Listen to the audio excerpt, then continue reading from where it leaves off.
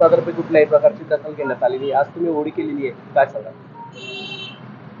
नक्कीच अद्याप कुठल्याच प्रकारचं प्रशासनाकडून काही निरोप मेसेज काही आलेला नाही आमच्याकडे.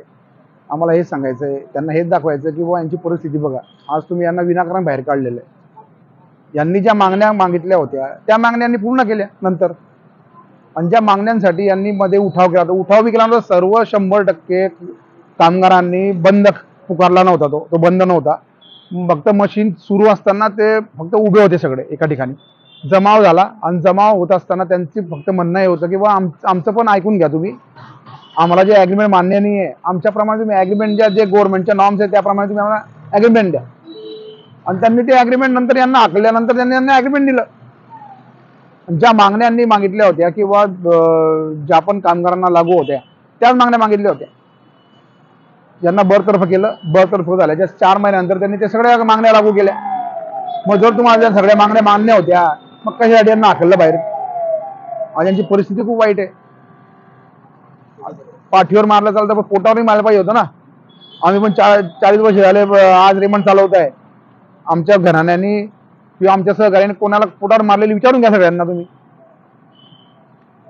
ही जी कारवाई केलेली आहे ही राजकीय द्वेषापोटी व हेतुपुरस्पर 100% राजकीय द्वेषापोटी कारवाई झालेली आहे.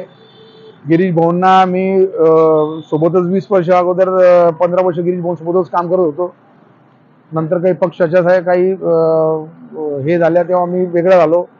आणि हे सगळं होत असताना गिरीश भाऊंना काही इथले जे लीडर आहे त्यांनी दिशाभूल केली. त्यांनी आमच्याविषयी काहीतरी वेडवाकडं सांगितलं आणि भाऊंनी ते ऐकून, त्यांचं ऐकून ह्या 24 लोकांचा बळी घेतला आहे.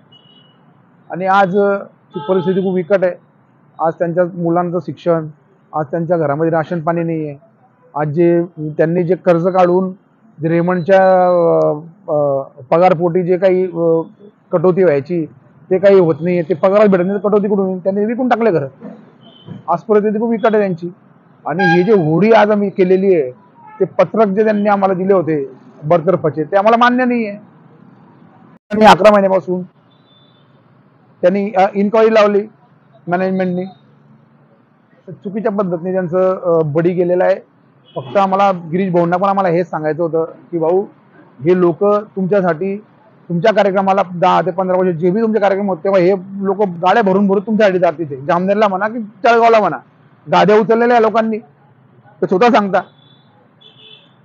ज्या लोक तुमच्याबरोबर जुळलेले होते. आणि आम्ही तो उठाव केला आम्हाला गिरीश भाऊंचं नावच आम्ही घेतलं नव्हतं, कारण गिरीश भाऊ तेव्हा प्रीमाइसेसमध्ये नव्हते आणि पिक्चरमध्ये पण नव्हते. आमचा फक्त विरोध युनियनला आणि मॅनेजमेंटला विरोध पण आमचं सांगणं हे होतं की बा तुम्ही आमचं ऐकून घ्या. जे आमच्या मागण्या जे आम्ही जे मागताय ते लक्ष देऊन करा. आणि त्यांनी आम्हाला हाकलून त्या मागण्या पूर्ण केल्या. म्हणजे आमच्या मागण्या त्यांना मान्य होत्या. याच काही दिशाभूल झालेल्या गोष्टी गिरीश भाऊंना लक्षात आल्या पाहिजे, म्हणून आम्ही त्यांच्या मागे लागून खूप प्रयत्न केला की भाऊ आमचं ऐका, हे लोक ते नाही आहे. आम्हाला सहकार्य केलं, आम्हाला पाठिंबा दिला, त्याबद्दल आम्ही त्यांचे ऋणी आहे. असाच आम्हाला त्यांचा पाठिंबा आणि त्यांचा आशीर्वाद मिळो हेच ईश्वराने प्रार्थना करतो. आणि आज हे आंदोलन संपलं हे मी जाहीर करतो.